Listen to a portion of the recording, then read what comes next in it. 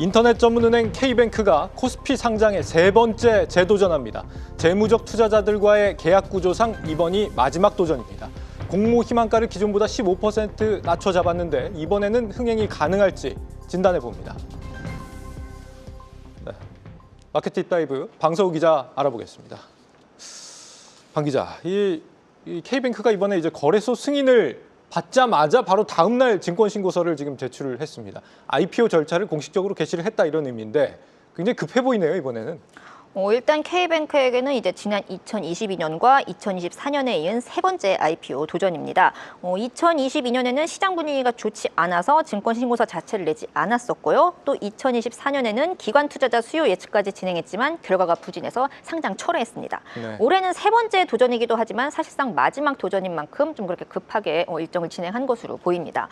K뱅크가 지난 2021년 유상증자 과정에서 이제 다수의 재무적 투자자들로부터 2026년 상장을 조건으로 자금을 받았기 때문으로 보이는데요. 예. 바로 이 기한이 오는 7월까지입니다.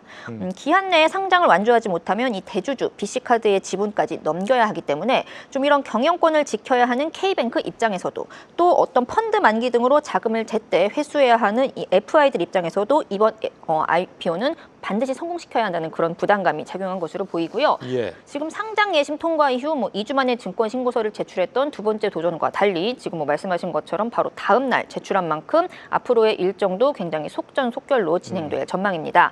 과거 사례처럼 갑자기 상장을 철회한다거나 하는 변수가 없는 한 다음 달 4일부터 지금 10일까지 수요 예측을 통해서 공모가가 확정되고요. 네. 또 20일부터 23일까지 일반 청약을 거쳐서 오는 3월 5일이면 증시에 상장할 예정입니다. 지난 두 번의 도전에서 실패를 했던 이유가 수요 예측이 기대에 못 미쳐서 그랬던 거잖아요. 근데 이번에는 코스피가 이렇게 불장인데도 공모 희망가를 지금 크게 낮춰 잡았다는 거죠? 네, 일단 K뱅크의 주당 공모 희망가 범위가 8,300원에서 9,500원. 상당 기준으로 보면 시가총액 약 4조 원, 최대 공모 금액은 5,700억 원입니다. 예. 이 공모가 범위를 산정한 비교군을 보면요. 국내 라이벌 카카오뱅크와 일본 라쿠텐뱅크입니다. 둘 다 인터넷 은행이죠. 2차 도전 때와 비교하면 그 개수가 대폭 줄었고요.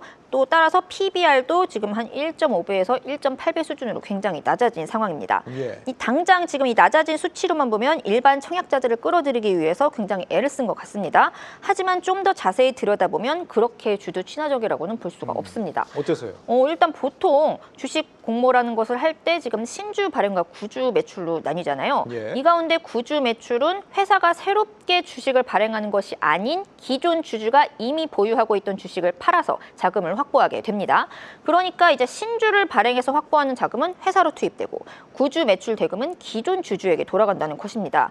여기서 잠깐 이 K뱅크 주주 구성 살펴보면 K뱅크의 대주주가 BC카드, 그리고 그 BC카드의 대주주가 KT입니다. 그리고 이들 말고도 굉장히 많은 FI, 재무적 투자자들이 얽혀 있는데 앞서 말씀드린 그 유상증자 때문입니다. 예. 그렇다면 이 K뱅크가 몸값을 낮추는 과정에서 이 FI들에게 돌아가는 구주 매출 주식 수를 줄이기는 했지만 비중은 그대로라는 점을 좀 눈여겨보셔야 됩니다. 공모 자금의 절반을 기존 주주들, 즉 앞서 말씀드린 엑시트만 기다리고 있는 FI들에게 돌려준다는 것이죠. 이렇게 구주 매출 비중이 높으면 상장 이후에 좀 바로 대량 매도 물량이 풀리면서 주가 변동성 우려가 커질 수밖에 없습니다.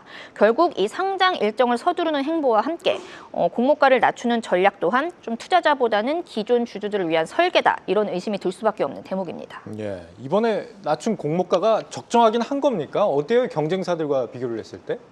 사실 좀 이 IT 프리미엄을 인정받는 이 인터넷 은행들을 좀 이제 PBR이 1도 안 되는, 한 배도 안 되는 이 다른 은행주와 단순 비교하기는 좀 어려울 것으로 보입니다. 예. 그렇다면 이제 K뱅크와 좀 라이벌 구도로 이제 여겨지는 카카오뱅크와 같은 급으로 볼 수 있는지가 관건일 것 같습니다.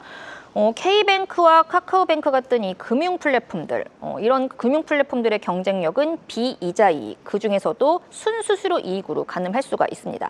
통상 이제 은행들의 수익이라 여겨지는 그 예대 마진이 업체별로 크게 차이가 나지 않기 때문에 이런 비이자 이익으로 좀 격차를 확인할 수가 있는 건데요. 예. 이 K뱅크의 비이자 이익을 우선 보시면요. 2022년부터 2024년까지 64억 원에서 613억 원, 거의 지금 10배가량 뛰었습니다. 지난해 3분기 누적 기준으로도 623억 원을 기록하면서 벌써부터 전년 연간 수익을 넘어섰고요. 하지만 이 비이자 이익 중에서 보유 금융자산 관련 이익을 뺀 순수수료 이익만 보면은 상황이 달라집니다. 지금 이것을 보면 순수수료 이익만 보면은 오히려 적자를 나타내고 있습니다. 지난해에는 그 적자폭이 더 늘어난 상황이고요. 반면 카카오뱅크는 같은 기간 이 순수수료 이익에서 흑자가 지속되면서 상반된 모습을 보이고 있습니다. 이런 카카오뱅크조차도 상장 이후 주가 흐름을 보면 굉장히 처참한 상황입니다. 바로 이것이 K뱅크가 지금 뭐 몸값을 낮추고 카카오뱅크와 뭐 라이벌 구도를 형성을 해도 부담스럽다는 평가가 나오는 이유입니다. 네. 그러니까 진짜 이 기업의 가치를 판단하는 거는 이 비이자 이익 중에서도 순수수료 이익인데 그걸로 봤을 때는 지금 카카오도 애를 먹고 있는데 이 기업 가치가 적정하냐 이런 의심이 된다 이런 얘기네요. K뱅크의 이 암호화폐 거래소 의존도 이것도 좀 리스크라면서요?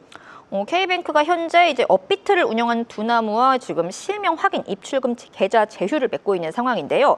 지난해 3분기 기준 K뱅크의 수신잔액, 그 이제 예적금 잔액이라고 생각하시면 됩니다.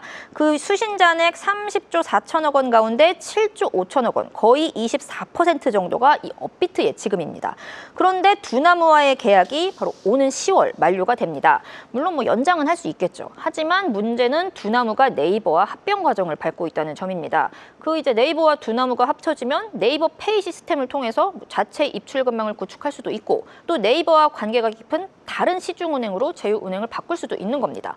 이에 대해 K뱅크 역시도 증권신고소를 통해서 핵심 전략적 파트너사와 제휴 연장에 실패할 경우 플랫폼 경쟁력 약화와 함께 가상자산 예금의 일부 또는 전부가 인출돼서 유동성에 부정적인 영향을 미칠 수 있다고 명시한 바가 있습니다. 네. 흥행이 잘 돼야 될 텐데요. 마켓 딥다이브 방서우 기자와 함께했습니다.